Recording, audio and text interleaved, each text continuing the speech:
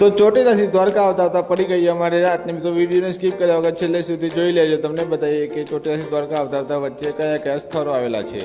તો જય માતાજી મિત્રો, સ્વાગત છે તમારું મારા મિની વ્લોગમાં। ને મિત્રો તમે આગળના વ્લોગમાં જોયું હશે કે અમે ચોટીલાથી વહેલા દર્શન કરીને ઉતરી જઈએ છીએ ને પછી નીકળી જઈએ છીએ દ્વારકા જવા માટે। આ છે ચોટીલાથી દ્વારકા જવા માટે રસ્તો ને પોકી ગયા અમે ખંભાળિયા। અને મિત્રો ચોટીલાથી દ્વારકા જતા જતા રસ્તામાં આવે છે રામાપીરનું મંદિર, જ્યાં નવા રણુજા આવેલું છે।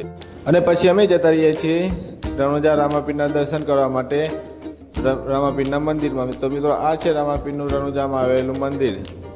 તો મિત્રો અહીંયા કોણ કોણ આવેલું છે ને કોણ કોણ આવે છે કમેન્ટમાં જણાવી દેજો। અને આ મંદિર કઈ જગ્યાએ આવેલું છે એ પણ જણાવી દેજો। પછી અમે ત્યાંથી દર્શન કરીને નીકળી જઈએ છીએ દ્વારકા જવા માટે। અને મિત્રો આ છે દ્વારકાનો દરિયા કિનારો। તો અહીંયાથી હજુ દ્વારકા લગભગ 20 કિલોમીટર બાકી છે। અને આ છે દરિયા કિનારાનો કંઈક નજારો છે, દૂરથી આવું દેખાય છે। અને મિત્રો વાતાવરણ એકદમ શાંત છે અને અમે નીકળી ગયા છીએ મોસમની મજા લેતા લેતા લક્ઝરીમાં મસ્તી કરતા કરતા દ્વારકા જવા માટે। આ છે અમારા બધા રવરાઈ ગ્રુપના ડ્રાઈવરો, બધા મેમ્બરો।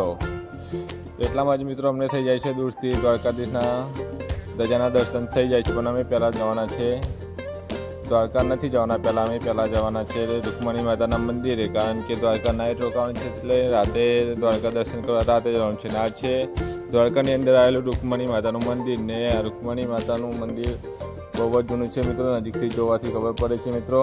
અને અહીંયા પણ દરિયા કિનારો છે, તો દરિયા કિનારો ઠંડો ઠંડો પવન પણ આવે છે। પછી અમે નીકળી જઈએ છીએ દર્શન કરવા માટે દ્વારકા, અમારી રૂમ ઉપર જ્યાં અમારે રાત્રે રોકાવાનું છે।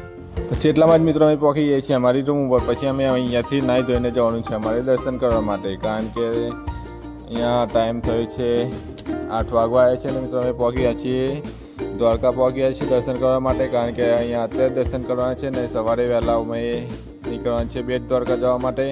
તો મિત્રો પછી દર્શન કરીને અમે આવી ગયા છીએ ગોમતી ઘાટમાં આવી ગયા છીએ ફરવા માટે।